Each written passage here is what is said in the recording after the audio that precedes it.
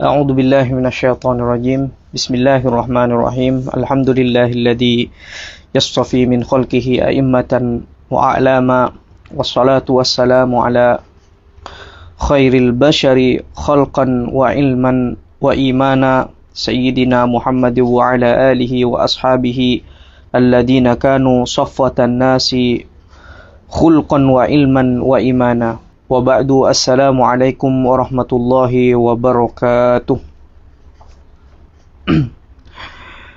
Alhamdulillah, kita bisa puji syukur kepada Allah Subhanahu wa taala, kita bisa melanjutkan kajian kitab atau pembacaan kitab, lebih tepatnya pembacaan kitab Syama'il Al-Muhammadiyah, dan mudah-mudahan kita mendapatkan keberkahan dengan mengkaji kitab Syama'il Muhammadiyah dan menambah kecintaan kita kepada Rasulullah Sallallahu Alaihi Wasallam. Baik, sebelum kita mulai pembacaan kitab Syama'il Muhammadiyah ini, angka baiknya kita mengirim Fatihah dulu kepada penulis kitab, kepada Rasulullah dan para sahabatnya, para syuhada dan para aulia, khususnya kepada pengarang kitab ini, Syekh Abu Isa Al-Imam At-Tirmidzi rahimahullah. Ila hadrati nabiyina wa syafi'ina wa qurrati a'yunina Muhammadin sallallahu alaihi wasallam wa ala alihi wa ashabihi wa man sara ala darbihi ila darbihi ila yaumiddin, wa khususan wa ila ikhwanihi minal anbiya wal mursalin wa ila al malaikatil muqarrabin wal awliya wasyuhada was salihin. Syai'un lillahi lahumul Fatihah.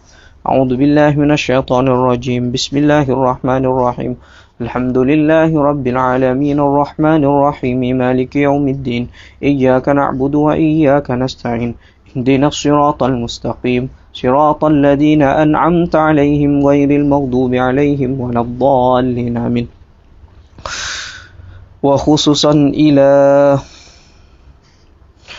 sahibi hadzal kitab Al-Imam Abu Isa Muhammad bin Isa At-Tirmidzi, nafa'ana Allahu bihi wa bi'ulumihi wa bi barakatihi wa madadihi wa karamihi wa nafa'ana bi ulumi masyayikhihi wa masyayikhina fid dharain. Amin.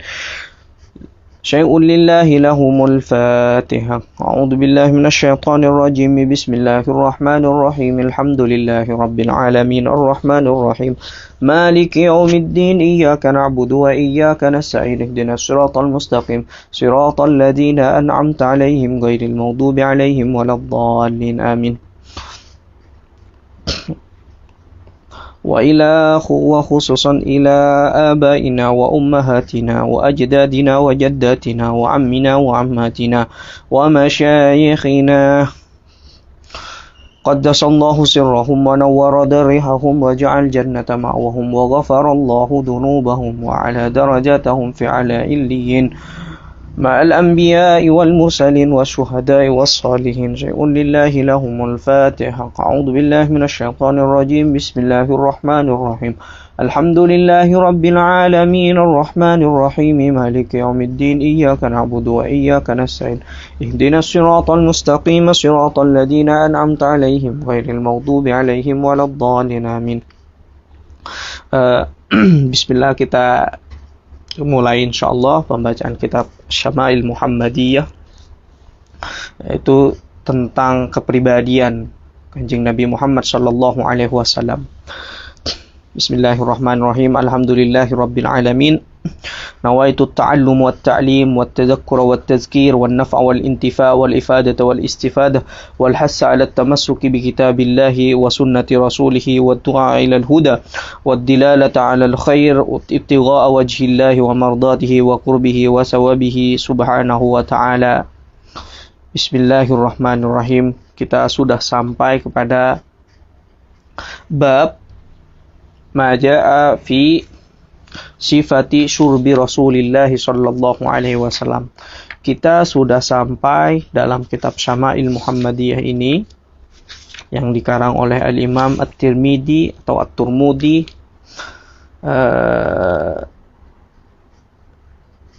bab ma jaa fi sifati syurbi Rasulillah sallallahu alaihi wasallam. bab yang menjelaskan tentang sifat ataupun cara minum Kanjeng Nabi Muhammad sallallahu alaihi wasallam. Cara minumnya Nabi Muhammad itu bagaimana?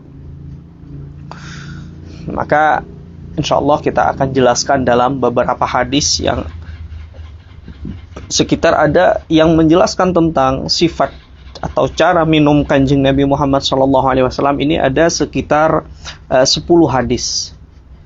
Setelah bab ini bab yang ke-32. Setelah bab ini bab yang ke-33, bab tentang fi ta'atturi Rasulillah. Bab yang menjelaskan bagaimana Rasulullah itu berparfum. Rasulullah itu berparfum bagaimana?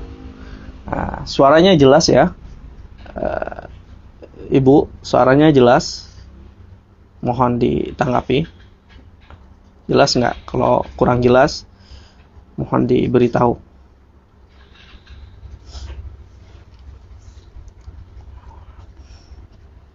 Oke. Bab ma jaa fi sifati surbi Rasulillah sallallahu alaihi wasallam. Bab tentang cara minum Kanjeng Nabi Muhammad sallallahu alaihi wasallam. Hadis ke-206. Haddatsana Ahmad bin al-Mani'i, haddatsana Hushaimun, anba'ana Asimul al-Ahwalu wa Mughiratu an Asy-Sya'bi an Ibni Abbas radhiyallahu anhuma. Anna Nabiyya, dari Ibnu Abbas radhiyallahu taala anhuma. Ibnu Abbas merupakan sepupu kepada Rasulullah. Nah, bapak dari Ibnu Abbas, nama Ibnu Abbas ini Abdullah bin Abbas. Bapaknya adalah Abbas yang merupakan paman kepada Kanjeng Nabi Muhammad sallallahu alaihi wasallam. Dia mengatakan, dia bercerita, anna Nabi, bahwa sesungguhnya Nabi Muhammad itu syaribah, telah meminum min zamzama, meminum air zam-zam, wa huwa qaimun, dan tatkala Kanjeng Nabi Muhammad itu meminum air zam-zam, wa huwa qaimun, beliau Nabi Muhammad minumnya itu dalam keadaan berdiri. Oke. Minumnya dalam keadaan berdiri. Nah, kapan ini minumnya? Ketika, dalam kata beberapa syarah, ketika beliau hajjatul wada, ketika haji perpisahan di kota Mekah. Nah, di sini orang akan mengatakan bahwa Rasulullah Shallallahu Alaihi Wasallam meminum air zam-zam, ataupun ketika meminum air zam-zam itu berdiri ikraman wa ta'jiman dah, yaitu bentuk penghormatan terhadap air zam-zam itu sendiri, bentuk penghormatan terhadap air zam-zam. Nah, namun banyak sekali, baik Imam An-Nawawi ketika menjelaskan hadis yang menjelaskan tentang hadis Rasulullah itu minum berdiri, baik itu minum air biasa ataupun minum air zam-zam, Imam Nawawi menjelaskan bahwa Rasulullah suatu ketika minum air zam-zam berdiri, dan satu ketika minum air biasa, bukan air zam-zam, itu juga berdiri. Nah, di kesempatan yang lain, Kanjeng Nabi Muhammad itu minum dalam keadaan duduk, minum air biasa. Nah, ketika ada yang mengatakan bahwa hadis ini kan mengenai air zam-zam, syariba mimma min zamzama wa huwa qaimun, kata Ibnu Abbas. Rasulullah itu minum air zam-zam berdiri. Ada yang mengatakan bahwa itu adalah bentuk takdim, penghormatan terhadap air zam-zam. Nah, sedangkan untuk air biasa itu seharusnya duduk. Seperti itu. Kan ada yang mengatakan seperti itu.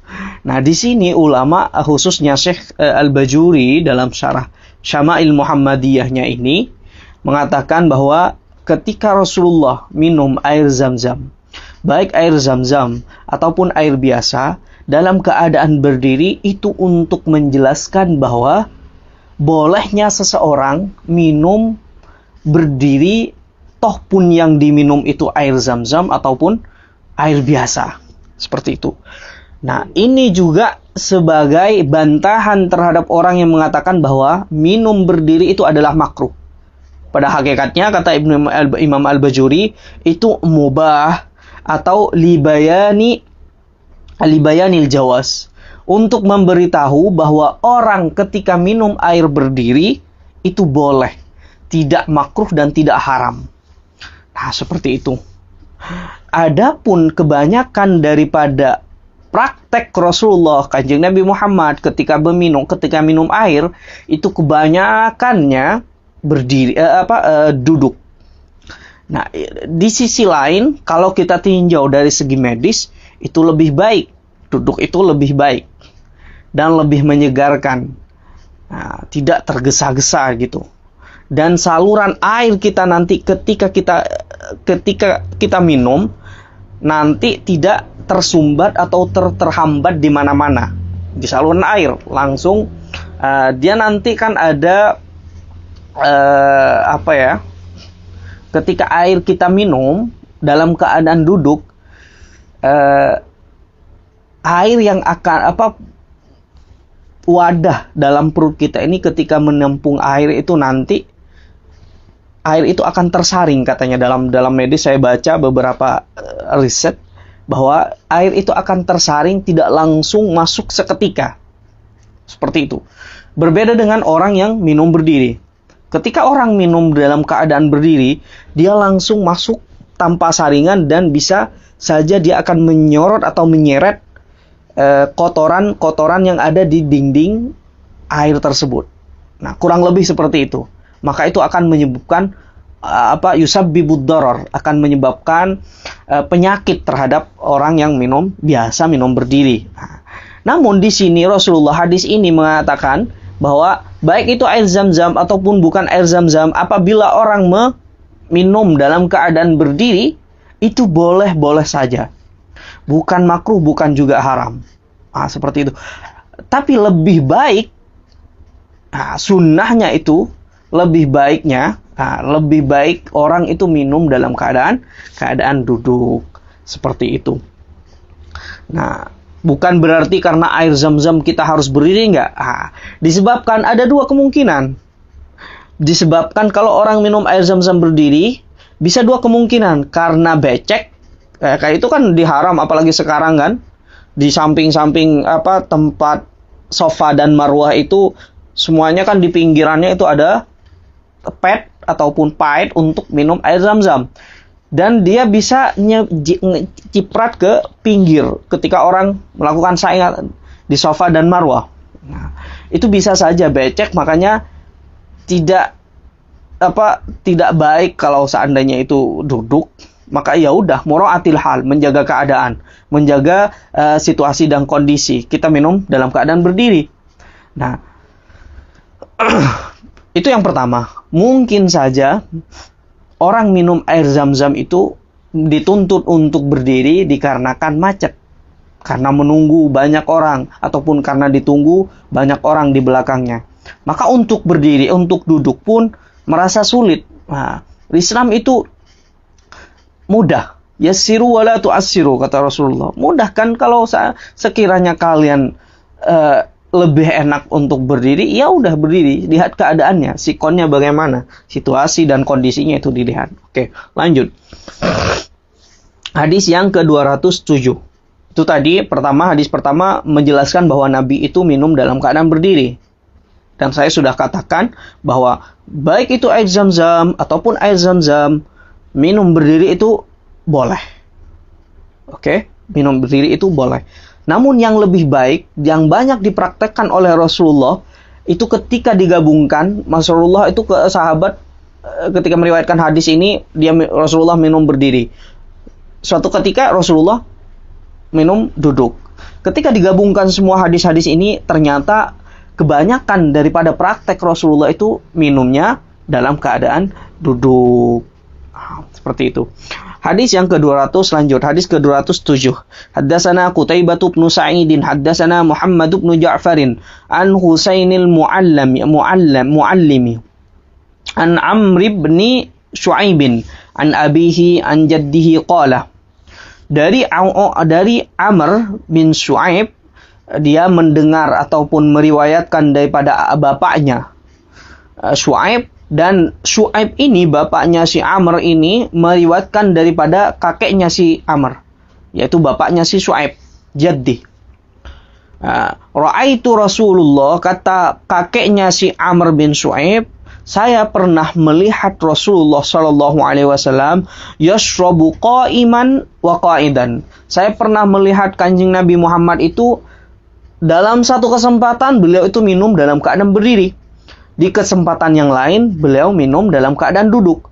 Bukan berarti yashrabu qa'iman wa qa'idan ini dalam satu keadaan. Minum berdiri lalu minum duduk. Enggak. Ini suatu ketika pada satu kesempatan dia minum, Rasulullah minum berdiri.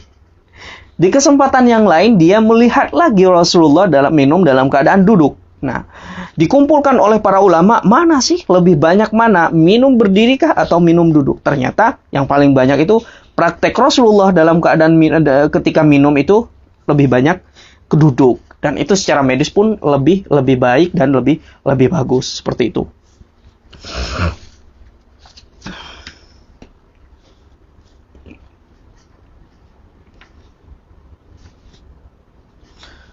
Nah, di sini kata pensyarah, dan wa yusannu liman syariba qa'iman, dan disunnahkan bagi seseorang yang minum dalam keadaan berdiri itu mengucapkan doa Allahumma sholli, atau berselawat Allahumma sholli ala sayyidina Muhammadin alladhi syaribal ma'a qa'iman wa qa'idan.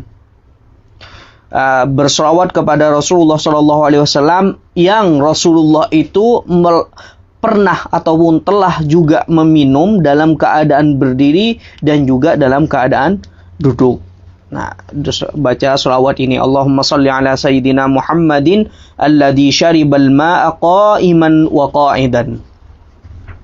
Nah, jika seseorang meyakini minum berdiri, kata pensyarah hadis, jika seseorang meyakini minum berdiri itu akan menyebabkan penyakit, maka insya Allah bila membaca doa ini atau selawat ini dia minum dalam keadaan berdiri karena tidak memungkinkan untuk duduk, diupayakan untuk membaca selawat ini Allahumma sholli ala sayyidina Muhammadin alladhi syaribal ma'a qa'iman wa qa'idan, agar supaya keyakinan seseorang yang bila minum berdiri itu didatangi disebabkan akan dikena penyakit, dia akan dihilangkan.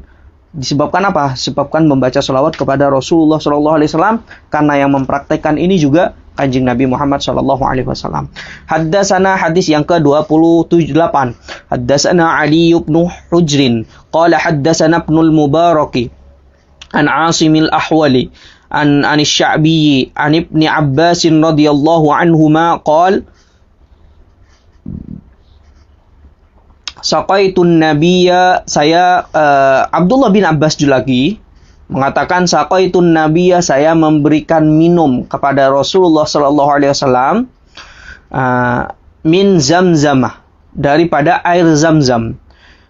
Ketika Sayyidina Abdullah bin Abbas memberikan wadah atau memberikan gelas kepada Rasulullah, ini ya Rasulullah, dan di dalam gelas itu ada air Zamzam. Fasyariba, kemudian Rasulullah pun mengambil gelas itu dan meminumnya. Wa huwa qaimun, dan Rasulullah itu minum dalam keadaan dia berdiri. Tapi di sini akan ada orang mengatakan bahwa kan ada tuh hadis yang diriwayatkan oleh Imam Muslim, arahan Rasulullah untuk tidak minum berdiri dan diharuskan orang itu minum dalam keadaan duduk. Ini sebagai catatan kaki. Kalau ada seorang seumpamanya, kan perintah Rasulullah orang harus minum dalam keadaan duduk dan tidak boleh minum dalam keadaan berdiri, sebagaimana riwayat hadis yang diriwayatkan oleh Imam Muslim. Bunyi hadisnya bagaimana? Annan Nabiy sallallahu alaihi wasallam, yang diriwayatkan oleh Anas juga. Ini diriwayatkan oleh Ibnu Abbas. Diriwayatkan oleh Anas bin Malik, khadimnya Rasulullah sallallahu alaihi wasallam. Anas mengatakan bahwa annan Nabiy sallallahu alaihi wasallam zajara anis syurbi qa'iman. Rasulullah itu melarang untuk seseorang minum dalam keadaan berdiri. Orang tidak boleh minum keadaan berdiri. Kalau diketahui oleh Rasulullah, langsung ditegur.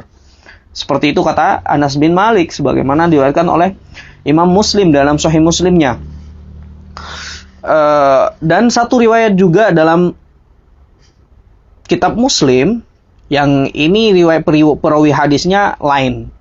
Yang tadi itu Anas, yang sekarang adalah Abu Hurairah radhiyallahu taala anhu. Itu menegaskan lebih kuat lagi seseorang untuk minum dalam keadaan duduk, tidak boleh berdiri. Bunyi hadisnya bagaimana? Qala Rasulullah sallallahu alaihi wasallam, kata Abu Hurairah, Rasulullah itu pernah bersabda, la yashrabanna ahadukum, jangan sekali-kali engkau atau kalian meminum qa'iman, dalam keadaan berdiri. Jangan sekali-kali kalian itu minum dalam keadaan berdiri. Faman nasiya, jika orang itu lupa dia terbawa entah kenapa dia lupa, tiba-tiba minum berdiri, tidak duduk. Disebabkan lupa. Falyastaqi, kata Rasulullah. Falyastaqi, maka muntahkan air yang telah diminum dalam keadaan berdiri.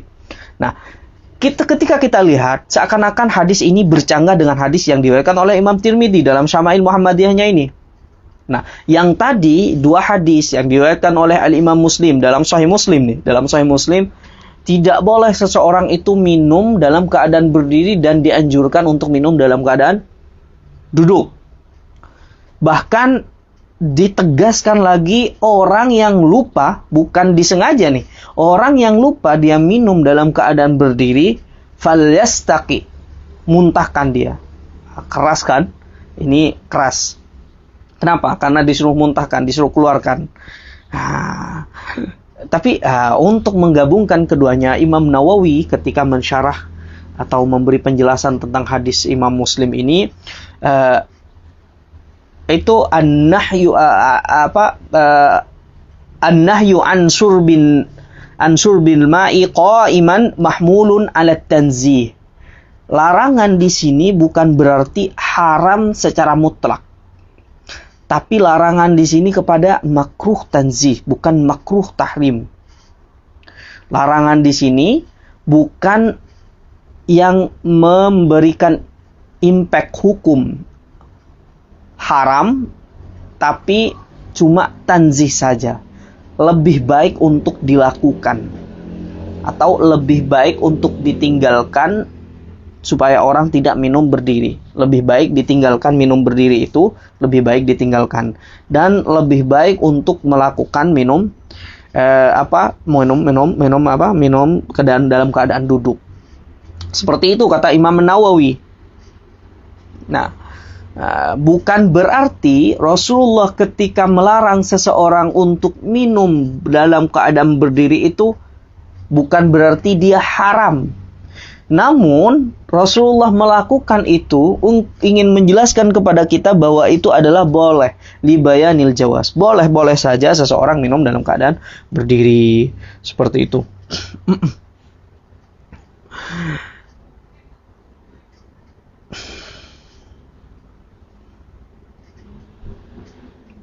Nah, di sini fasyariba wa huwa qa'imun.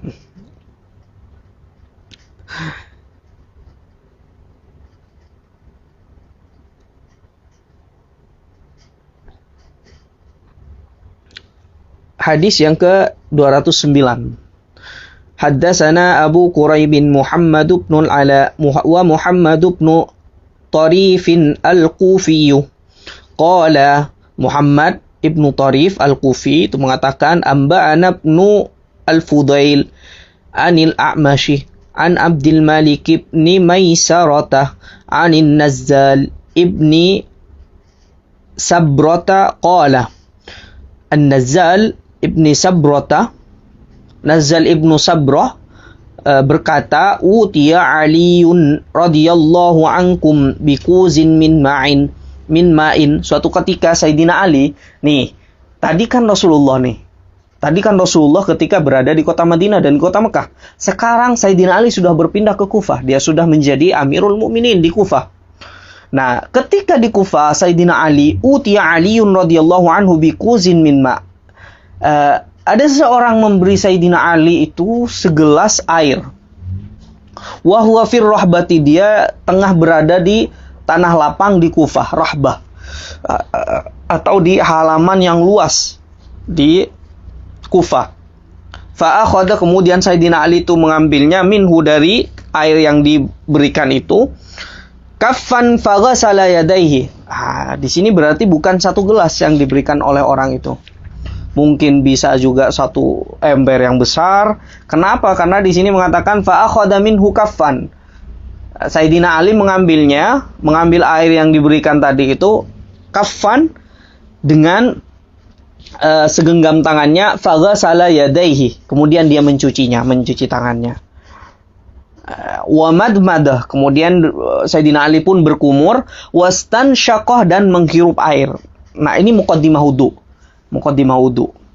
Wa masaha wajhahu wa dira'aihi. Nah, yang selanjutnya Sayyidina Ali itu membasuh wajahnya, wa dira'aihi, dan kedua lengannya, wa ra'sahu, dan rambutnya, summa syariba wa huwa qaimun. Ketika sudah selesai membasuh wajah, membasuh tangan, membasuh kepala, dan summa syariba wa huwa qaimun. Setelah selesai ambil wudu, wa huwa qaimun, syariba wa huwa qaimun, dan kemudian langsung meminum air tersebut.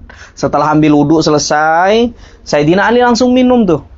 Minumnya dalam keadaan apa? Wa huwa qaimun, dia dalam keadaan berdiri. Ini udah sampai ke Kufah. Rasulullah sudah wafat. Summa qala, kemudian Sayyidina Ali mengatakan, hada. Ingin menjelaskan nih. Ini Sayyidina Ali yang ada di Kufah ingin menjelaskan dan menyampaikan apa yang pernah dijelaskan oleh Rasulullah, atau disampaikan oleh Rasulullah, atau pernah dilihat oleh Sayyidina Ali, praktek Rasulullah itu bagaimana cara minum. Summa qala, kemudian dia berkata setelah berwudu dan sudah minum, dan minumnya itu dalam keadaan berdiri, hada wudu man lam yuhdis. Wudu yang seperti ini, praktek wudu yang seperti ini, ringan ambil wudunya, cuma mengusap wajah, mengusap kedua tangan, mengusap kepala, kedua telinga, sampai kaki semuanya, dengan cara ringan, tidak banyak menghabiskan air, tidak menghambur-hamburkan air. Hada wudu man lam yuhdis. Wudu yang seperti ini adalah wudunya orang yang tidak batal wudu. Artinya Sayyidina Ali tengah mentajdid wudu, memperbarui wudu. Dan dia berkata, hakada ra'aitu Rasulullah sallallahu alaihi wasallam fa'al. Dan begini jugalah Rasulullah itu minum. Hada ra'ai hakada, dan beginilah saya melihat Nabi Muhammad itu minum. Artinya minum bagaimana? Dalam keadaan berdiri. Ini Sayyidina Ali posisinya ingin menjelaskan kepada tabi'in yang ada di Kufah, yang tidak melihat Rasulullah.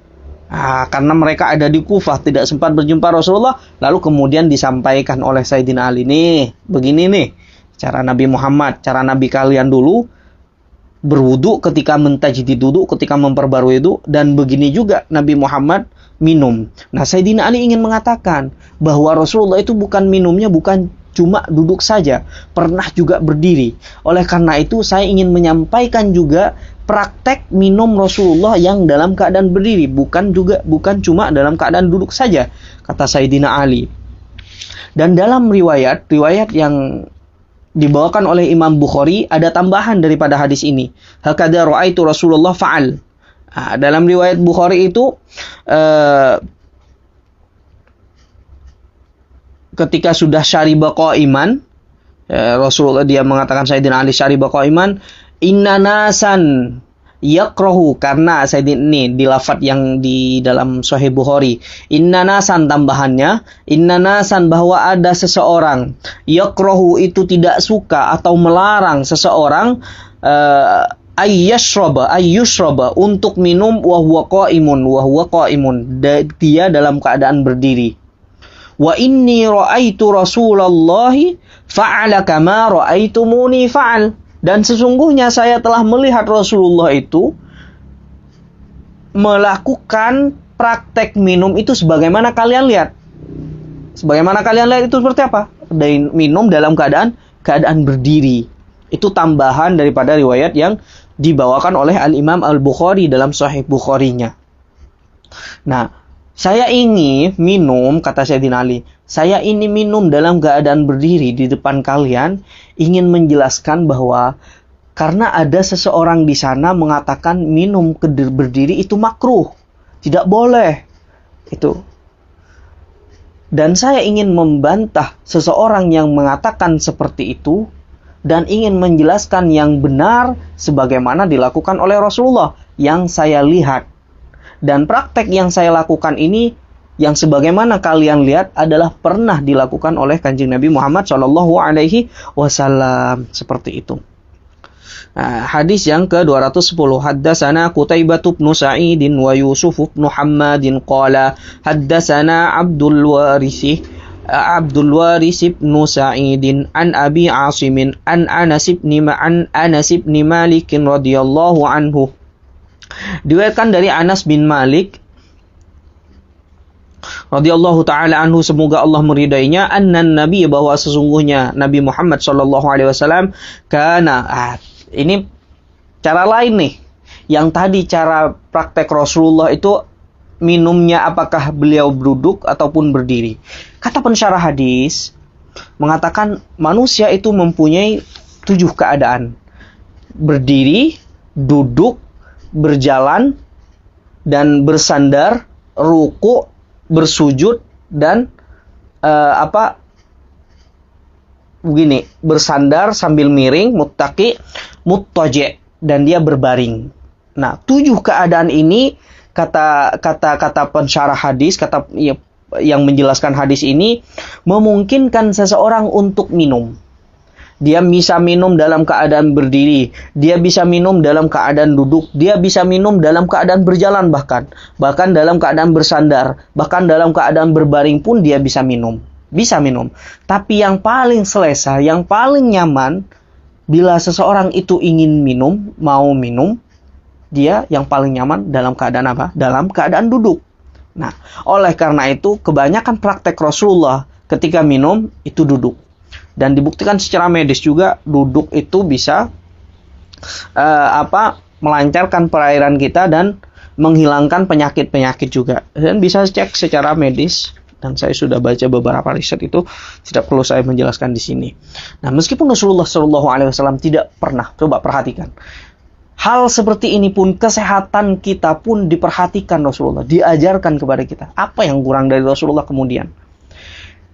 Cara minum pun, cara masuk dalam toilet pun diajarkan, cara memakai sandal sekecil itu pun diajarkan. Bahkan Rasulullah pun peduli kepada umatnya dalam urusan kesehatan. Nih, yang minum kalau ingin sehat kalian seperti ini. Ini yang pertama, praktek Rasulullah minum dalam keadaan berdiri dan minum dalam keadaan duduk. Sekarang masuk dalam cara minum yang lain lagi. Dan ini berkaitan juga dengan kesehatan. Oke, haddatsana Qutaibah bin annan nabiy, kata Anas bin Malik, annan nabiy, bahwa sungguhnya Rasulullah sallallahu alaihi wasallam kana yatanaffasu bernafas fil ina'i, dalam ina. Nah, ini bahasanya seperti itu. Salasan idza syaribah, bernafas di saat Rasulullah sallallahu alaihi wasallam itu minum, dia bernafas 3 kali. Artinya bukan berarti Rasulullah minum seperti ini. Saya contohkan, minum. Dalam keadaan minum, beliau bernafas 3 kali dalam wadah atau dalam gelas ini. Tidak seperti itu. Namun yang dimaksudkan di sini, kana yatanaffasu fil ina'i salasan idza syariba, maksudnya adalah cara ataupun minumnya itu bertahap 3 kali. Rasulullah minum seperti ini, bismillah. Ini pertama. Lalu bernafas dulu. Minum lagi. Bismillah. Itu 2 kali. Bernafas lagi. Artinya bernafas itu menjauhkan gelas ini daripada hembusan nafas kita. Dan minum lagi, bismillah. Alhamdulillah. Itu kan 3 kali. Jadi cara Rasulullah itu minum ketika dalam satu wadah seperti ini, dalam gelas seperti ini, minumnya 3 kali tegukan. 3 kali nafasan itu yang dimaksud adalah 3 kali tegukan. Bukan minum lalu bernafas di dalam gelasnya selama atau sebanyak 3 kali, bukan seperti itu. Nah, kenapa kemudian praktek Rasulullah SAW yang seperti ini? Ini ternyata kalau saya baca-baca juga dalam dunia medis, ternyata dia akan membuat kita itu tidak mudah haus seperti itu, tidak mudah haus, dan sangat menyegarkan bagi kita ketika seseorang minum 3 tahapan atau 3 tegukan itu. Berbeda halnya dengan orang yang minum langsung 1 gelas seperti ini, langsung diteguk 1 kali teguk saja. Nah, kata Rasulullah SAW dalam hadisnya dikatakan, kalau tidak salah dari Anas bin Malik mengatakan, la yashrabu, jangan sekali-kali kalian minum sebagaimana cara minumnya ba'ir, sebagaimana cara minumnya unta. Kenapa? Kalau unta itu minum, dia sekali teguk sampai puas, baru dia mengangkat kepalanya. Itu unta. Kalian kan bukan unta, kalian manusia. Nih, saya kasih tahu caranya minumnya. Kalau manusia itu yang baik seperti ini. Itu. Dalam satu riwayat lagi mengatakan bahwa praktek minum yang sekali teguk itu adalah dzalika syurbus syaitan. Yang seperti itu adalah cara minumnya syaitan. Riwayat yang tadi itu adalah cara minumnya ba'ir ataupun onta. Yang di riwayat lain dijelaskan bahwa cara minum yang sekali teguk itu adalah praktek minumnya syaitan. Maka hendaklah bagi kita mengikuti cara minumnya Rasulullah SAW, sekali tegukan atau tiga kali tegukan atau 3 kali bernafas. Seperti itu. Nah, kalau seandainya minum yang seorang minum lalu bernafas di dalam gelasnya itu bahkan dimakruhkan oleh Rasulullah, makruh, tidak boleh. Sebagaimana diriwayatkan oleh Al-Imam Al-Bukhari. Rasulullah mengatakan bahwa seseorang jangan sampai minum, dan ketika minum itu jangan sampai minum dan dia bernafas dalam gelas tersebut, dalam gelas yang ia sedang minum. Kenapa? Karena mungkin saja hawa yang keluar dari badan kita atau hidung kita akan menyebabkan atau akan membawa bakteri dan penyakit. Sehingga seseorang ketika minum itu untuk menyehatkan badan kita malah mendatangkan penyakit, doror, menyebabkan penyakit terhadap diri kita. Kenapa? Karena kita minum sambil dalam keadaan bernafas di dalam wadah tersebut, seperti itu. Nah, kana yatanaffasu fil ina'i, Rasulullah SAW itu meneguk air atau bernafas fil ina'i dalam wadah tersebut 3 kali idza syariba, ketika dia minum. Wa yaqul, dan Rasulullah itu mengatakan, apa khasiatnya? Wa huwa amro'a. Minum yang seperti itu akan menyegarkan badan, akan menghilangkan dahaga, amro'a, akan membuat badan kita fresh. Wa arwa, dan membuat kita lega, puas gitu. Membuat kita lega, puas, dan menghilangkan rasa dahaga itu seketika juga. Dan membuat kita tidak mudah haus ketika cara minum seseorang yang seperti itu. Minum seseorang yang seperti itu menghilangkan rasa dahaga. Seperti itu.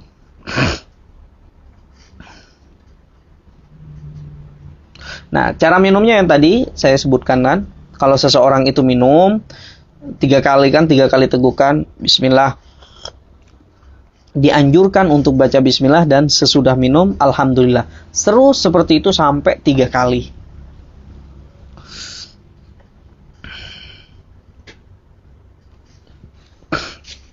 Lanjut hadis yang ke-211. Haddatsana Ali bin Khasram, haddatsana Isa bin Yunus an Risdina ibni Quraibin an abihi an ibni Abbas radhiyallahu anhuma anna an-nabiy, dari Ibnu Abbas radhiyallahu taala anhu, bahwa sungguhnya Nabi Muhammad kana idza syariba tanaffasa marratain, ketika Rasulullah itu minum ini tanaffasa marratain, bernafas 2 kali. Oke. Intinya jangan 1 kali, jangan sekali teguk. Yang ini 2 tegukan. 2 tegukan. Rasulullah minum dengan 2 tegukan. Di hadis yang lain, Rasulullah minum dengan 3 tegukan. Intinya, poin yang ingin disampaikan, jangan sampai sekali-kali kalian minum itu dengan sekali tegukan saja. Kalian minum dengan sekali tegukan, tidak berapa lama akan haus lagi, akan mudah haus, dan seterusnya seperti itu. Maka bertahaplah kalau minum, teguk 1 kali, baca bismillah dulu, baru alhamdulillah, lalu teguk lagi, baca bismillah, lalu kemudian baca alhamdulillah. Seperti itu.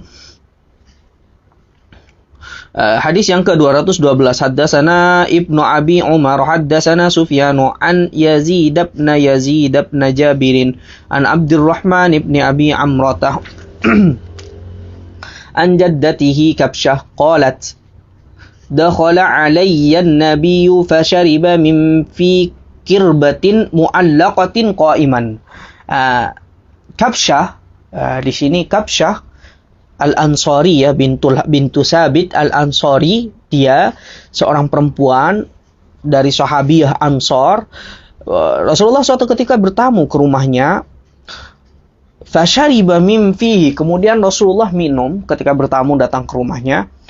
Rasulullah melihat kirbah, air yang ditaruh di dalam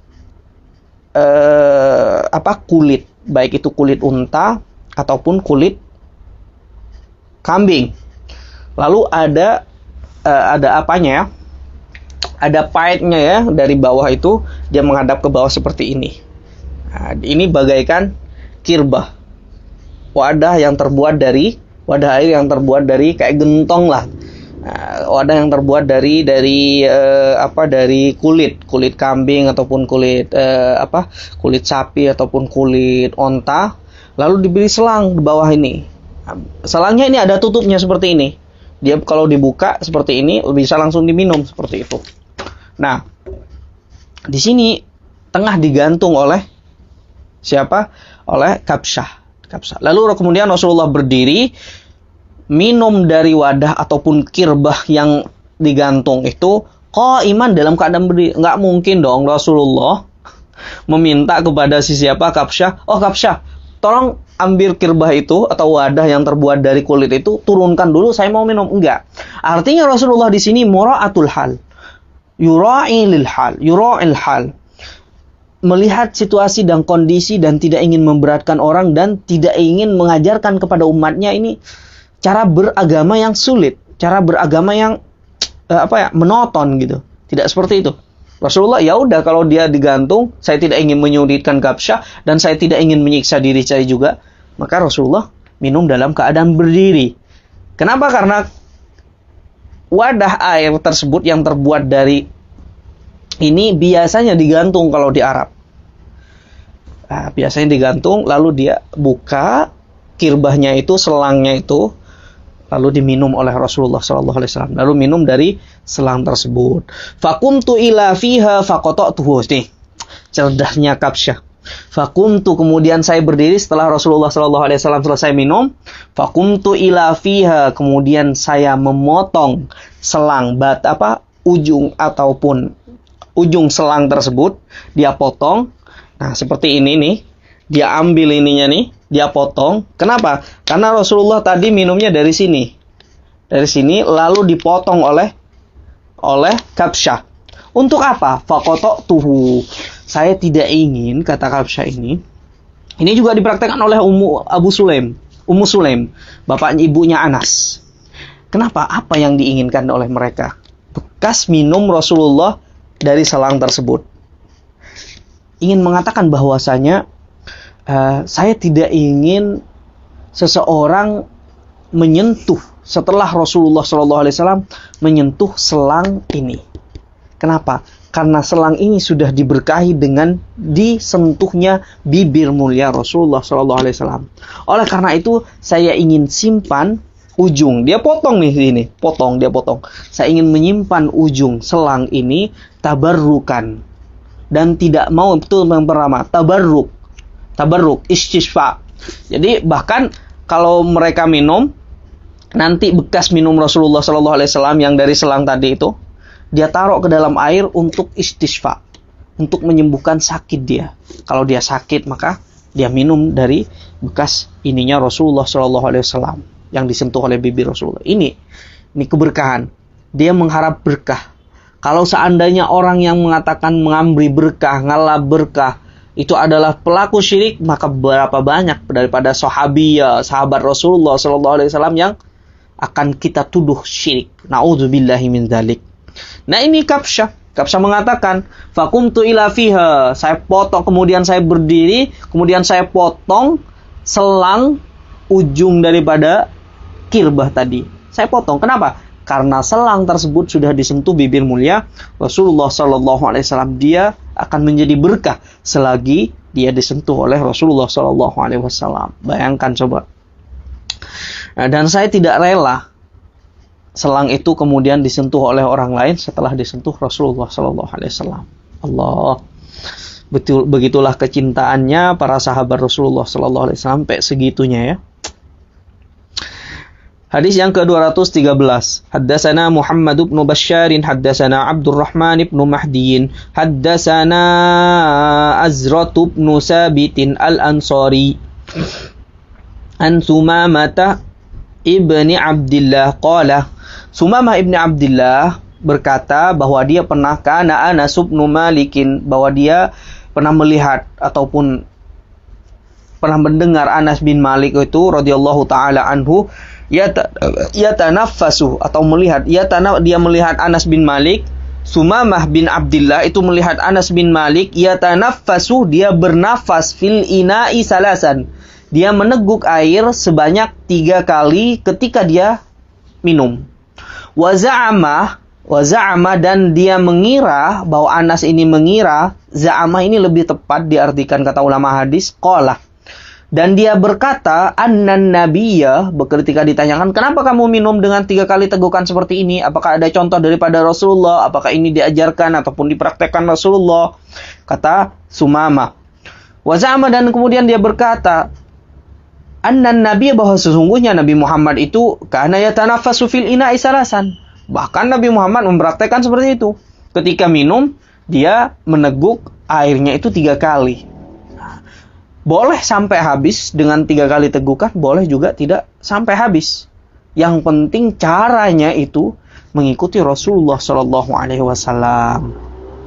Dan itu lebih sehat daripada tegukan yang sekali. Oke, hadis yang selanjutnya, haddatsana Abdullah ibnu Abdurrahman, akhbarana Abu Asimin an ibni Juraij an Abdullah Abdul Karim anil Barra ibni Zaidin ibnati Anas ibni Malikin an Anas ibni Malikin, daripada Anas bin Malik. Annan Nabi, bahwa sesungguhnya Nabi Rasulullah SAW idza khala, masuk ke rumahnya Ummu Sulaim, ibunya siapa? Ibunya Anas bin Malik. Wa kirbatun mu'allaqatun, dan kirbah. Ingat, kirbah tadi itu apa? Wadah air yang terbuat daripada kulit. Dan biasanya air yang ditaruh dalam kulit itu dingin. Kulit yang sudah lama ya, sudah kulit biasanya dibuat beduk, yang seperti itulah. Wa kirbatun mu'allaqatun, dan kirbah itu tengah tergantung seperti ini. Dan airnya itu selangnya itu mengarah ke bawah, ditutup. Ketika dibuka selangnya ini, maka langsung diminum seperti itu. Fasyariba min famil qirbati wa huwa qaimun. Kemudian Rasulullah minum daripada ujung selang ataupun mulut selang atau ujung selang tersebut, qaimun wa huwa qaimun, dalam keadaan berdiri.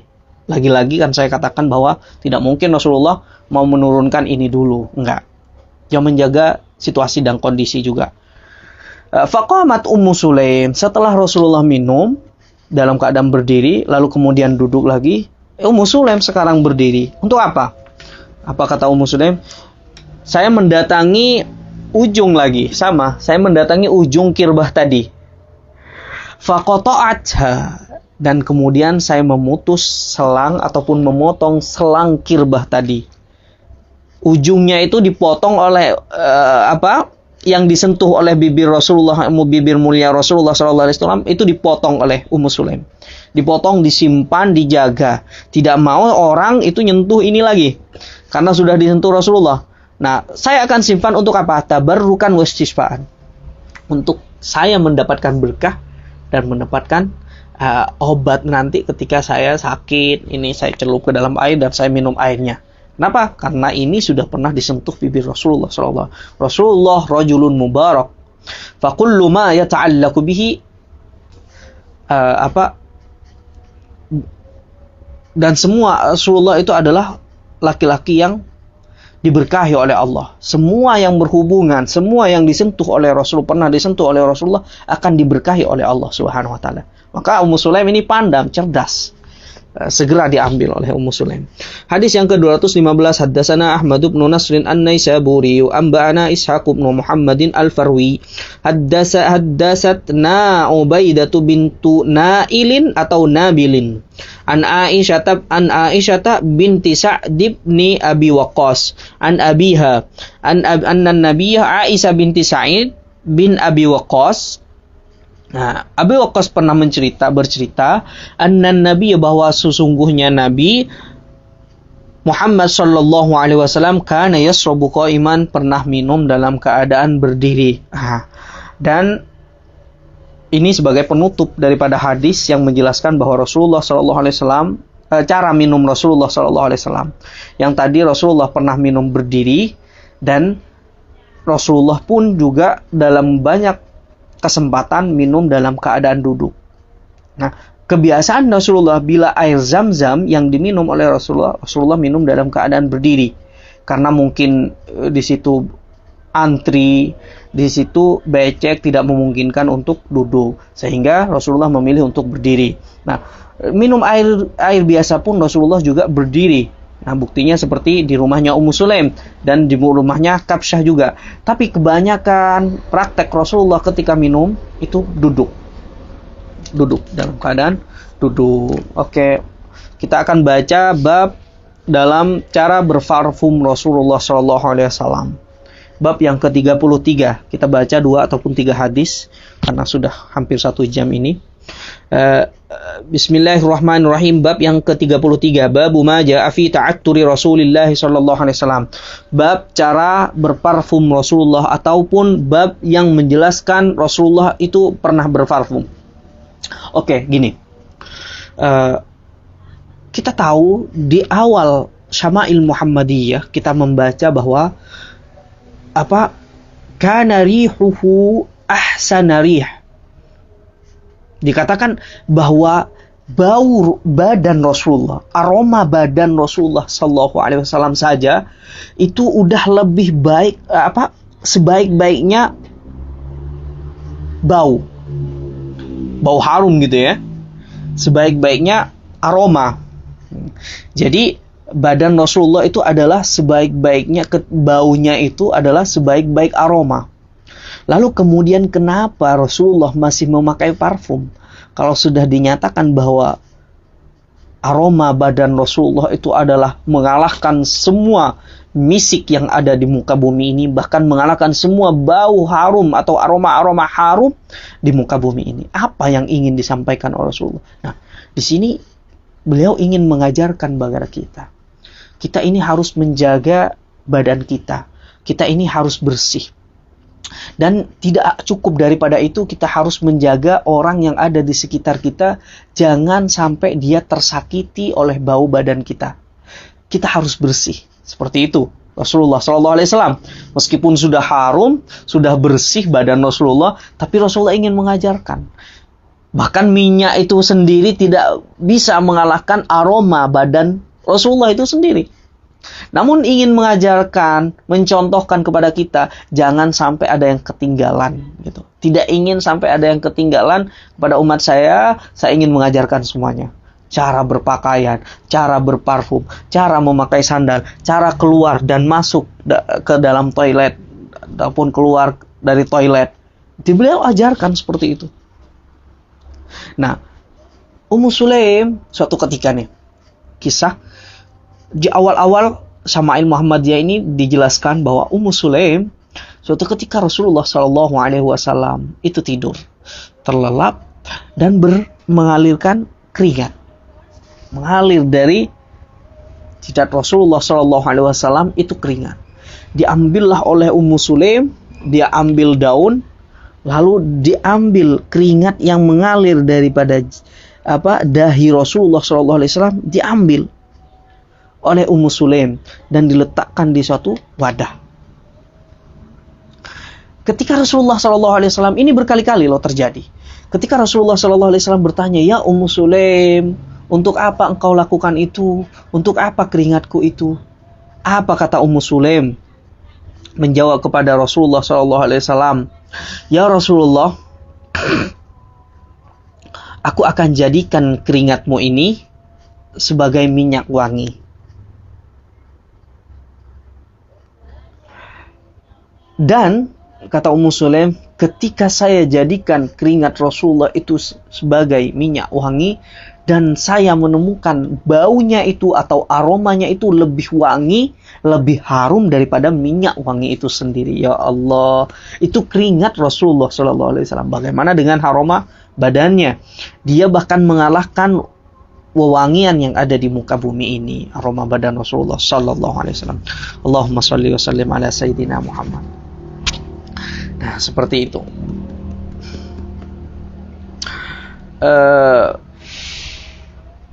Sayyidina Anas bin Malik mengatakan, ma syamamtu rihan qat, saya tidak pernah mencium wewangian, bau ataupun bau atau aroma di muka bumi ini, baik itu yang berbentuk minyak misik, wala miskan wala ambaran atyaba min rihi Rasulillah sallallahu alaihi wasallam, yang mampu mengalahkan aroma badan Rasulullah sallallahu alaihi wasallam. Jadi ini Rasulullah memakai parfum itu ingin mengajarkan kepada kita harus bersih. Kita laki-laki ataupun laki-laki itu biar kelihatan cool, itu harus harum. Karena wanita katanya itu dalam psikologi itu dikatakan bahwa wanita itu bukan hanya suka terhadap laki-laki bukan karena faktor fisikal saja, akan tapi bisa saja dia suka disebabkan karena dia rapih, karena dia wangi, karena dia resik lah gitu, bersih orangnya. Bisa juga seperti itu, membuat wanita itu tertarik katanya. Makanya kata Rasulullah SAW dalam suatu ketika, hubbiba ilayya an-nisa wat tatayyub. Kata Rasulullah SAW, saya ini di muka bumi ini diberikan kecintaan terhadap perempuan yang pertama, wattibu dan wewangian. Wa ju'ilat qurratu aini fis shalah.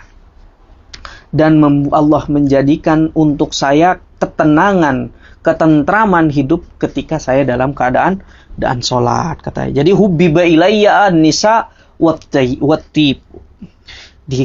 Digabungkan antara perempuan dengan wewangian oleh Rasulullah. Seakan-akan wangi dan kedudukan wanita ini hampir sama. Wanita kalau sudah tidak wangi, jangankan laki-laki yang tidak wangi, jangankan wanita, laki-laki saja kalau sudah tidak wangi, tidak harum, ya nggak bakalan didekati sama orang itu. Nah, bahkan Rasulullah mengatakan, barang sesiapa yang bau badannya itu bau bawang, jangan la yaqrabanna masjidana, jangan sampai mendekat ke masjid saya. Fakhrujan kalian keluar yang bau badannya tidak enak, kalian keluar ke baki sana.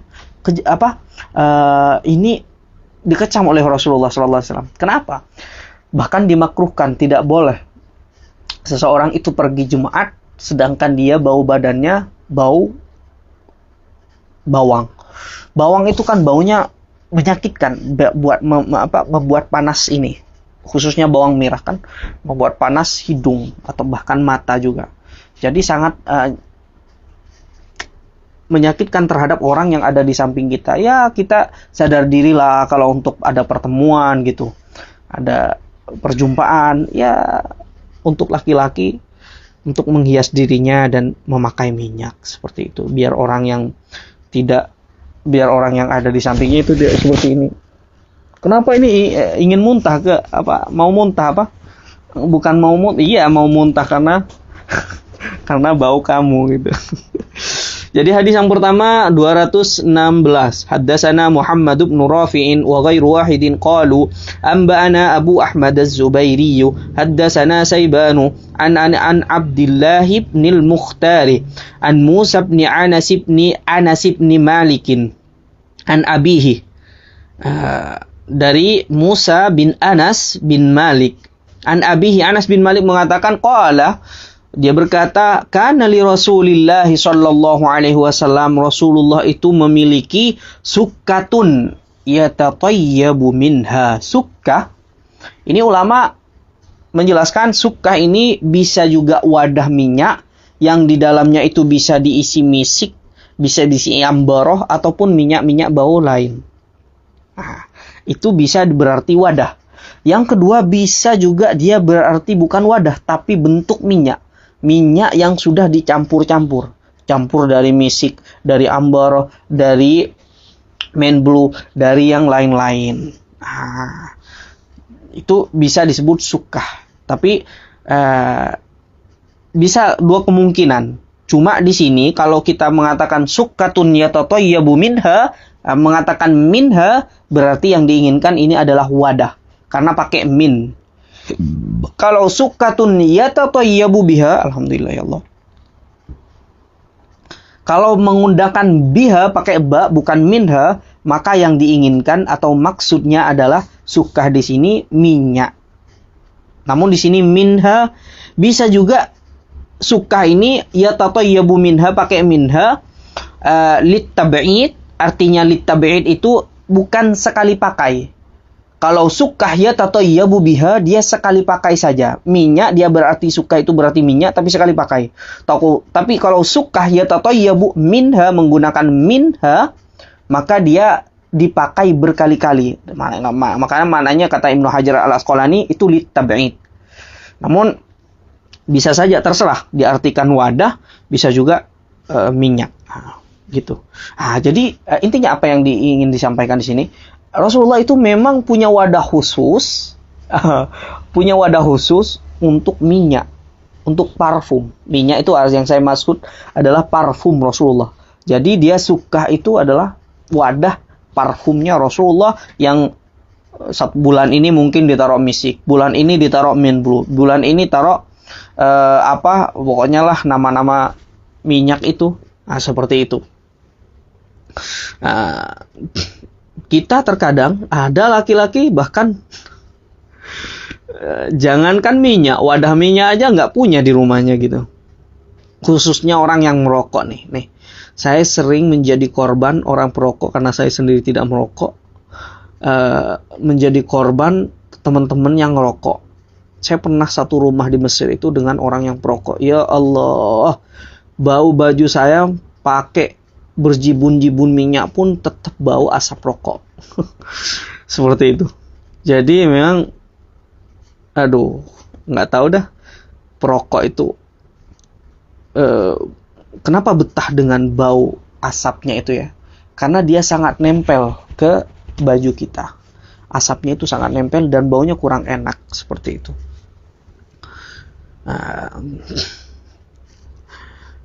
Tapi kalau ada perokok yang bersih, yang dia tidak biasa merokok di rumahnya, kalau mau ngerokok keluar gitu kan, ya nggak apa-apa juga sih. Meskipun rokok itu sendiri nanti menjadi ikhtilaf ulama, apakah boleh ataupun tidak, saya tidak membahas hal itu. Itu pembahasan fikih. Hadis yang selanjutnya yaitu haddatsana 217. Haddatsana Muhammad bin Basyarin, haddatsana Abdurrahman bin Mahdiin, haddatsana Arwah bin Sabitin an Sumamati Abdillah an Sumamah bin Abdillah qala kana Anas bin Malik la yaruddu tiba. Anas bin Malik ketika diberi atau dihadiahi minyak, dia tidak pernah menolaknya. Minyak apa saja. Ketika ada orang memberikan bingkisan ataupun hadiah terhadapnya, dia tidak pernah menolak. Waqala Anasun, kenapa? Waqala Anasun, Anas itu mengatakan innan nabiyya, karena kenapa? Saya mencontoh Nabi. Nabi itu tidak pernah menolak kana la yaruddut tiba, tidak pernah menolak ketika beliau itu diberi parfum. Nah, seperti itu. Hadis yang ke-218.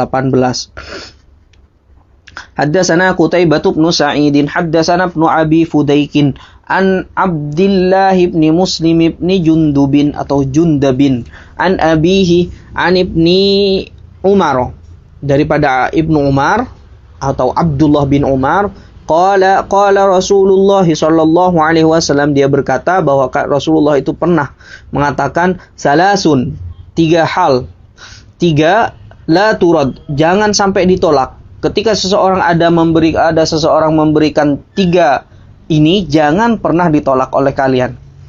Apa itu? Al-wasaidu, bantal ataupun kursi duduk ataupun karpet ya. Karpet wisada itu karpet biasanya kalau para habaib biasanya tempat duduk di bawah santai itu di belakang seperti ini. Itu wisadah namanya. Wisadah juga bisa dikatakan diambil daripada tempat tidur. Artinya dia bantal untuk tempat kepala kita, wisada. Jangan pernah ditolak. Bukan berarti ini, tapi saya lebih condong kepada wisada tempat duduk yang biasanya di rumah para habaib itu di bawah lesehan kan seperti itu. Ada sandarannya yang seperti ini. Kita bersandar seperti ini. Nah, itu wisada. Kalau bantal ya nanti orang-orang malah mengiranya Rasulullah jangan sampai suka tidur lagi. Wow. Nggak begitu juga. Jangan sampai ditolak katanya. Kata Rasulullah, wisada itu ya karpet lah. Saya artikan karpet. Waduhnu, dan minyak rambut. Kemarin kan sudah saya jelaskan bahwa Rasulullah suka menghias rambutnya pakai minyak gitu.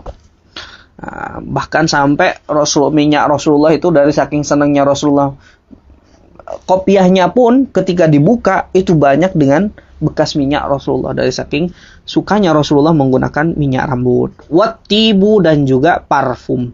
3 kata hadis ini. Yang pertama itu bantal ataupun karpet, jangan ditolak ketika orang memberi hadiah. Yang kedua itu minyak rambut, wattibu, dan juga parfum. Imam As-Suyuti mengatakan, Anil Mustafa sab'un yusannu qabuluha idza ma biha qad adhafal mar'a hillanu. 7. Dia Imam Suyuti bahkan sampai mengatakan ada 7 yang tidak boleh ditolak. Kata Rasulullah, sunnah untuk diterimanya. Apa? Itu idza ma biha qad adhafa al mar'a hillanu, ketika ada seseorang ataupun teman kita yang kenal dengan kita menghadiahkan kepada kita. Fahulun wa albanun wa duhnun wisadatun wa rizqun li muhtajin wa tibu wa raihanu. Fahulun, manisan, permen. Hulun itu ya snack ataupun apa saja yang manis-manis, karena Rasulullah menyukai manisan, permen gitu. Bukan permen kalau sekarang kita bahasakan permen. Intinya sesuatu yang manis. Makanya sampai sekarang orang-orang Arab itu suka sekali yang manis-manis gitu. Tapi kalau orang yang sudah manis, kenapa harus suka yang manis gitu? Wa albanun, dan juga susu. Rasulullah sudah saya jelaskan bahwa Rasulullah sangat menyukai susu yang alami. Wa duhnun, di antara minuman yang paling disukai Rasulullah adalah susu. Wa albanun, dan yang kedua tadi manisan, yang kedua adalah susu. Wa duhnun, dan juga minyak rambut. Wisadatun, dan juga karpet untuk duduk itu ataupun bantal. Wariskun li muhtajin, dan bantuan untuk orang yang butuh. Ketika seorang butuh lalu diberi oleh temannya bantuan, maka jangan ditolak gitu. Watibun, yang nomor 6 adalah parfum. Waraihanun, dan juga raihan itu macam-macam wewangian gitu, raihan. 7 itu tidak boleh ditolak kalau diberi, kata Rasulullah sallallahu alaihi wasallam, yang disebutkan oleh Imam Al-Imam As-Suyuti. Lanjut hadis. Haddatsana, hadis yang 219 dan terakhir. Haddatsana Muhammad bin Ghailan, haddatsana Abu Dawud Al-Hafari an Sufyan anil Jurairi an Abi Nadratah an rajulin huwa Tufawi an Abi Hurairah radhiyallahu anhu qala Rasulullah, Abu Hurairah radhiyallahu taala anhu, semoga Allah meridainya, Rasul mengatakan bahwa Rasulullah itu pernah berkata, tibur rijal, nih penting nih untuk ibu-ibu nih, tibur rijal, parfum laki-laki itu ma zahara rihuhu. Nih bentuk-bentuk nih pilihan Rasulullah. Bentuk-bentuk parfum untuk laki-laki dan pilihan Rasulullah untuk parfum untuk perempuan. Kalau untuk laki-laki apa? Parfum laki-laki itu seharusnya ma zahara rihuhu, yang tercium aromanya, wa khafiya launuhu, dan dia bening, tidak memiliki warna. Itu. Iyalah, bayangkan kalau laki-laki kan pakai parfum yang warna kuning, sedangkan dia memakai sedang hari Jumat sedang memakai jubah putih, lalu diusapkan ke bajunya, akhirnya nempel warna kuning, seperti itu kan kurang bagus, kurang rapi, seperti itu. Maka kata Rasulullah, ma zahara rihuhu, yang aromanya semerbak atau aromanya itu tampak bisa dicium, wa khafiya launuhu, tapi warnanya itu samar, bening. Wa tibun nisa'i, adapun parfum wanita, ma zahara launuhu, yang tampak warnanya, wa khafiya rihuhu, tapi baunya itu tidak tajam sebagaimana tajamnya bau parfum laki-laki. Kalau sekarang kebalik, Bu. Pak, kalau sekarang terbalik. Sekarang yang menyengat itu bau parfum perempuan, sudah tidak ada warnanya lagi. Sedangkan kalau yang laki-laki bahkan nggak pakai parfum gitu. Rasulullah. Nah, maksudnya yang tampak warnanya itu dan ringan ataupun tidak tajam baunya itu seperti apa? Seperti za'faron. Za'faron itu biasanya minyak yang biasa digunakan di Arab sana, dan asalnya za'faron ini dari Iran. Nah, dia ketika za'faron, buah za'faron atau daun za'faron itu ketika dicelup ke air, dia berwarna kuning. Ada yang berwarna kuning kemerah-merahan gitu. Ada baunya tapi sedikit. Nah, itu parfum yang seharusnya dipakai oleh perempuan yang seperti itu. Nah, oke, masalah parfum, kalau kita bahas fikihnya, masalah parfum wanita. Wanita boleh saja berparfum yang nyengat, boleh. Tapi ada situasi dan kondisinya perlu diperhatikan. Yang pertama, ketika dia sama-sama perempuan, pakai parfum yang setajam apapun dia boleh. Tapi jangan sampai norak lah pakai parfum itu. Jangan sampai yang kampungan banget lah, tajam, sehingga membuat orang bukan enak menciumnya, malah bikin tutup hidung karena tajam banget gitu. Oke, lanjut. Yang kedua, apabila dia sedang bersama suaminya di rumahnya. Kalau dia sendiri pun juga di rumahnya, pakai parfum seharum apapun. Dengan suaminya, pakai parfum setajam apapun dengan suaminya. Bahkan dianjurkan ketika seseorang hendak melakukan hubungan suami istri, dianjurkan untuk dia memakai parfum yang paling wangi yang ia miliki, agar supaya timbul kemesraan di sanalah, rasa selesa, rasa nyaman, baik dari satu laki-laki dengan perempuan, laki-laki dengan perempuan, seperti itu dianjurkan bahkan. Tapi perempuan, kalau untuk laki-laki ajnabi sekarang, kalau kita jalan semuanya di jalan di jalan umum, bersalipan dengan perempuan 1 meter bahkan hampir setengah kilo pun baunya tak hilang-hilang. Baunya tak hilang-hilang seperti itu. Itu berbeda sekarang. Itu tidak boleh kalau bagi perempuan kalau sampai dicium ajnabi seperti itu. Cuma kalau untuk istrinya pakai wangian ataupun parfum yang setajam apapun baunya.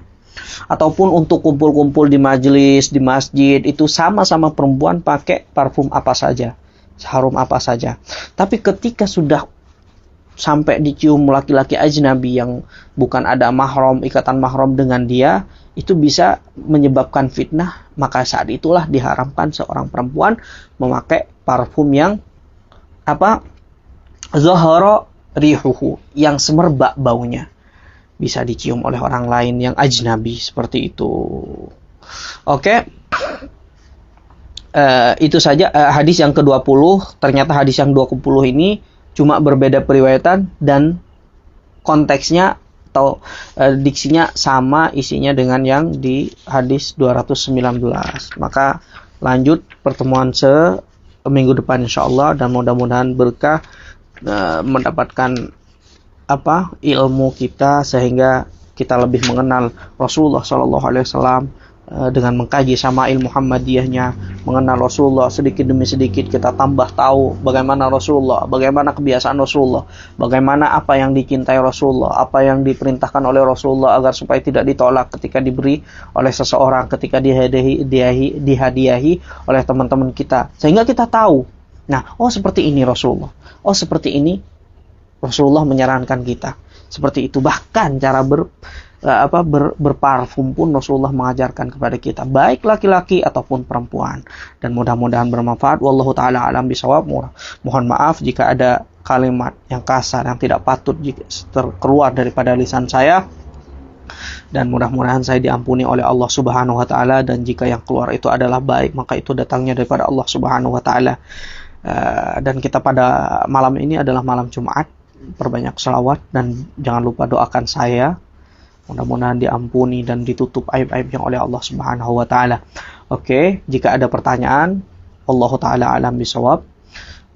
Jika ada pertanyaan, dipersilahkan sebelum saya tutup.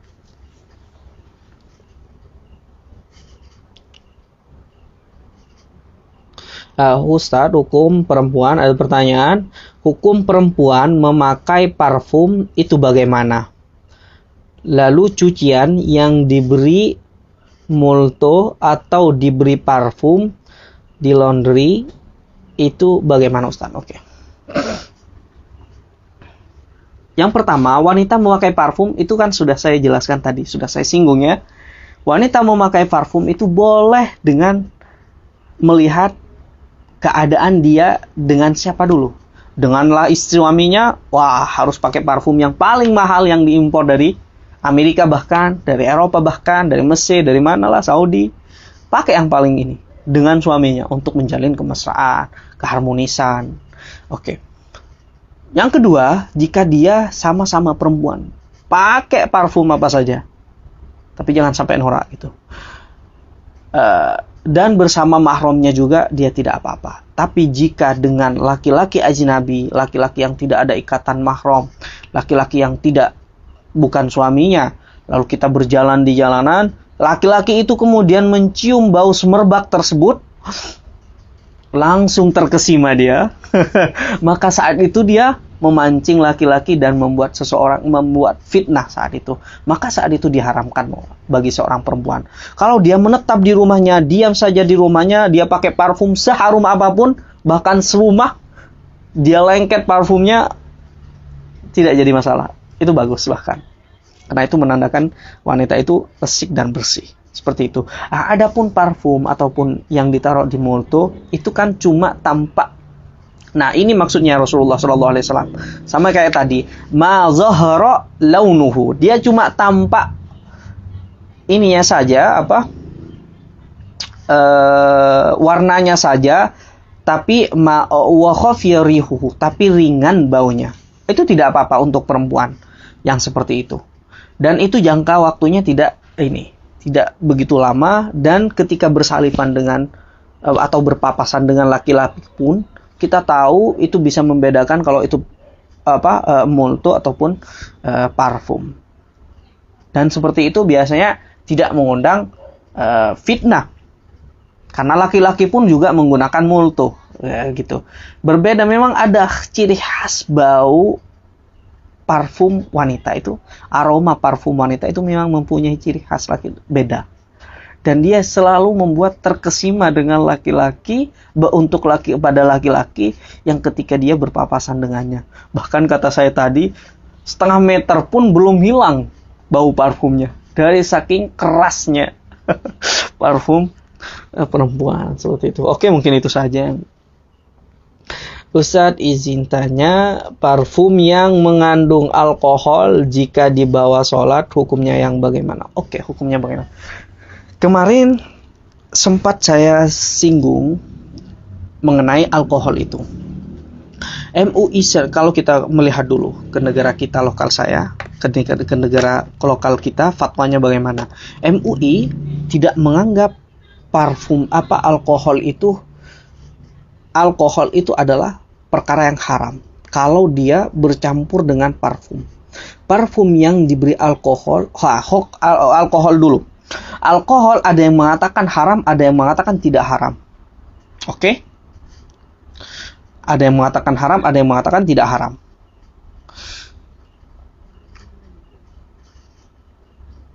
Alkohol yang ditaruh atau yang mengatakan haram, alkohol yang ditaruh ke parfum, dicampur dengan parfum, dilihat dulu sebanyak mana parfumnya dan sebanyak mana alkoholnya. Kalau alkohol dimungkinkan alkohol itu separuh-separuh, ini separuh parfum dan separuhnya alkohol, yang mengatakan najis maka itu najis. Seperti itu. Jika lebih banyak, apalagi lebih banyak alkoholnya.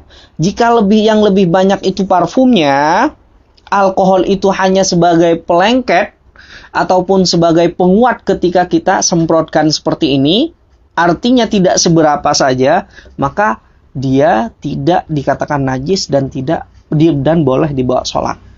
Adapun ulama yang mengatakan bahwa alkohol itu tidak haram, ini sudah tidak haram, apalagi dicampur separuh-separuh dengan parfum gitu, malah tambah tidak apa-apa seperti itu. Jadi saya lebih ini pada untuk saya pribadi ya, karena ini pembedaan ulama, terserah mau mengatakan yang itu, dan saya sudah jelaskan tadi cara pakainya bagaimana. Di bawah sholat itu tidak apa-apa, itu tidak masalah. Ada orang yang ekstrim mengatakan bahwa karena alkohol itu haram dan minyak yang beralkohol itu ikut haram, atau ikut haram, Masya Allah. Alkohol itu najis dan minyak yang diberi alkohol pun ikut najis, maka saat itu tidak boleh digunakan untuk sholat. Itu yang ekstrim, tapi saya tidak cenderung sekali dan tidak tertarik dengan pendapat yang seperti ini. Saya lebih pada yang ringan-ringan saja, karena beragama kita ini santai saja, slow saja, tapi kita tetap menjalankan yassiru wala tu'assir, mudahkan, jangan persulit. Yassiru wala tunaffiru, jangan buat orang itu menggerutu, membuat orang itu malah kita suka memberikan arahan atau memberikan penindasan tapi tidak mampu memberikan solusi. Ada orang bertanya, "Ya Ustadz, saya sebagai PNS, saya bekerja di bea cukai. Ya Ustadz, bagaimana nih hukumnya ketika harta saya yang didapatkan di luar bea cukai dan harta yang didapatkan di cukai lalu dicampur? Bea cukai itu kan haram Ustadz." Seperti itu. Lalu dia bertanya, berhenti di bekerja. Langsung seperti itu. Kasih solusi, baru nanti kasih arahan. Jangan kemudian berhenti bekerja, nanti dia terputus kerjaannya, sumber ekonominya terputus juga, sehingga dia terkatung-katung, yang mau dikasih makan, kalau 1 anaknya, kalau sampai 3 anaknya, bagaimana? Nah, makanya kasih solusi. Rasulullah pun demikian, ketika memberikan Al-Quran pun, metodologi Al-Quran ketika melarang sesuatu tidak semerta-merta berhenti, haram, tidak seperti itu. Nah, itulah kemudian yang dipraktekkan oleh Rasulullah. Ada tadarruj, ada tahapan-tahapannya. Kasih nasihat dulu, beri ini dulu, saran dulu, lalu beri solusi. Al-Quran itu, metode Al-Quran dan cara Rasulullah selalu ketika melarang seseorang bukan semata-mata larangan saja, tapi memberi solusi kepada orang tersebut. Seperti itu. Nah, barangkali seperti itu Ibu Sukma, mudah-mudahan menjawab. Jika masih ada ini lagi yang ingin ditanyakan lagi, dipersilahkan sebelum saya kemudian tutup. Ibu Sukma mungkin oke. Afwan.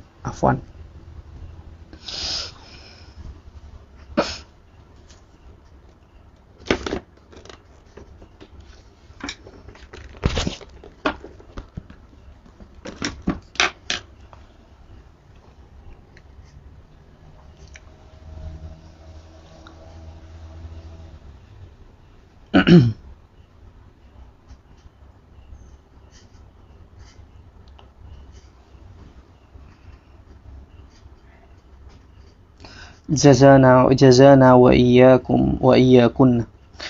Mudah-mudahan bermanfaat. Wallahu taala alam bisawab. Mohon maaf terlalu panjang malam ini, karena saya harapkan 10 pertemuan lagi insyaallah kitab ini akan hatam, atau 9 pertemuan lagi insyaallah kitab ini akan hatam. Dan itu adalah suatu kegembiraan. Itu adalah adalah suatu kegembiraan yang sangat gembira ketika kita sudah menyelesaikan hatam kitab, apalagi baca bersama gitu. Itu adalah Id bagi seorang pelajar. Itu adalah hari raya bagi seorang pelajar, khususnya saya. Itu, dan mudah-mudahan kita bisa selesaikan dalam 10 kali atau 9 atau 8 kali pertemuan lagi. Dan kalau mau insya Allah kita akan ganti dengan kitab yang lain. Seperti itu. Mudah-mudahan bermanfaat. Subhanakallahumma wa bihamdika asyhadu an la ilaha illa anta wa astaghfiruka wa atubu ilaik. Wassalamualaikum warahmatullahi wabarakatuh. Terima kasih semuanya yang sudah ikut serta dalam live ini. Dan mudah-mudahan kita diberi keistiqomahan insyaallah. Amin ya rabbal alamin.